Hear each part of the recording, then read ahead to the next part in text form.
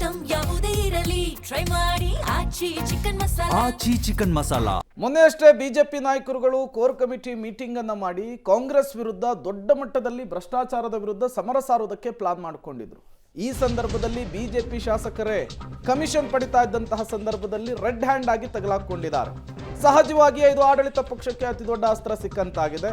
ಬೆಂಗಳೂರಿನಲ್ಲಿ ಇದೇ ವಿಚಾರಕ್ಕೆ ಸಂಬಂಧಪಟ್ಟಂತೆ ಸಿದ್ದರಾಮಯ್ಯನವರು ಕೂಡ ಪ್ರತಿಕ್ರಿಯೆ ಕೊಟ್ಟಿದ್ದಾರೆ. ಬೇರೆಯವರ ಮೇಲೆ ಆರೋಪ ಮಾಡುವುದು ಸುಲಭ, ಆದರೆ ಈಗ ಬಿಜೆಪಿ ಶಾಸಕರೇ ಸಿಕ್ಕಾಕೊಂಡಿದ್ದಾರೆ. ಸಿದ್ದರಾಮಯ್ಯನವರ ಮಾತಿದು. ಲೋಕಾಯುಕ್ತ ತನಿಖೆ ನಡೆಸಲಿ, ನಾವ್ಯಾರೂ ಕೂಡ ಅಡ್ಡಿ ಬರಲ್ಲ. ಬೆಂಗಳೂರಿನಲ್ಲಿ ಸಿಎಂ ಸಿದ್ದರಾಮಯ್ಯನವರು ಕೊಟ್ಟಂತಹ ಹೇಳಿಕೆ, ಬಿಜೆಪಿ ಶಾಸಕ ರೆಡ್ ಹ್ಯಾಂಡ್ ಆಗಿ ಲೋಕಾಯುಕ್ತರ ಕೈಯಲ್ಲಿ ತಗಲಾಕೊಂಡಂತಹ ಪ್ರಕರಣಕ್ಕೆ ಸಂಬಂಧಪಟ್ಟಂತೆ ಮೊದಲ ಪ್ರತಿಕ್ರಿಯೆ ಕೊಟ್ಟಿದ್ದಾರೆ. ಅದು ಲೋಕಾಯುಕ್ತಕ್ಕೆ ಸಿಕ್ಕಾಕೊಂಡಿದ್ದಾರೆ.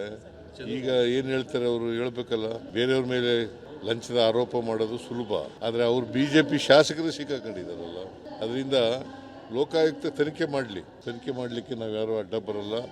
ಲೋಕಾಯುಕ್ತ ಏನು ತನಿಖೆ ಮಾಡ್ತದೆ ಅದು ಮಾಡಲಿ, ರಾಜಕೀಯವಾಗಿ ಆಮೇಲೆ ಮಾತಾಡ್ತೀವಿ. ಇದೇ ವಿಚಾರದಲ್ಲಿ ಕಾಂಗ್ರೆಸ್ನವರು ಮುಗಿ ಬೀಳೋದನ್ನು ಕಂಟಿನ್ಯೂ ಮಾಡಿದ್ದಾರೆ. ಸಿಎಂ ಡಿಕೆ ಶಿವಕುಮಾರ್ ಕೂಡ ಪ್ರತಿಕ್ರಿಯೆ ಕೊಟ್ಟಿದ್ದಾರೆ. ವ್ಯಂಗ್ಯ ಭರಿತ ಮಾತುಗಳನ್ನು ಆಡಿದ್ದಾರೆ. ಬಿಜೆಪಿ ಅವರು ತುಂಬಾ ಹಾನೆಸ್ಟ್ ಅಲ್ವಾ? ಚಂದ್ರೂಲಮಾಣಿ ಬಂಧನಕ್ಕೆ ಡಿಕೆ ಶಿವಕುಮಾರ್ ಹಿಂಗ್ ವ್ಯಂಗ್ಯವಾಡಿದ್ರು.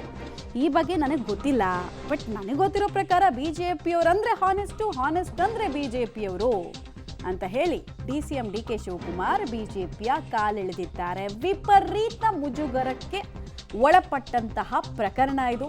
ಚಂದ್ರೂಲಮಾಣಿ ಕೇಸ್ನಲ್ಲಿ ಎಲ್ಲ ಬಡದ್ ಬಾಯಿಗೆ ಹಾಕೊಳ್ತಾ ಇದ್ದಾರೆ ಬಿಜೆಪಿಯನ್ನ ಕಾಂಗ್ರೆಸ್ನವರು. Normally they are very honest people. Now BJP people will not be, they are corrupt, free people. They are the most honest people in this country. Let us look at it. Let us see what the Lokayukta tell. Then I will react to it. Normally they are very honest people. Now BJP people.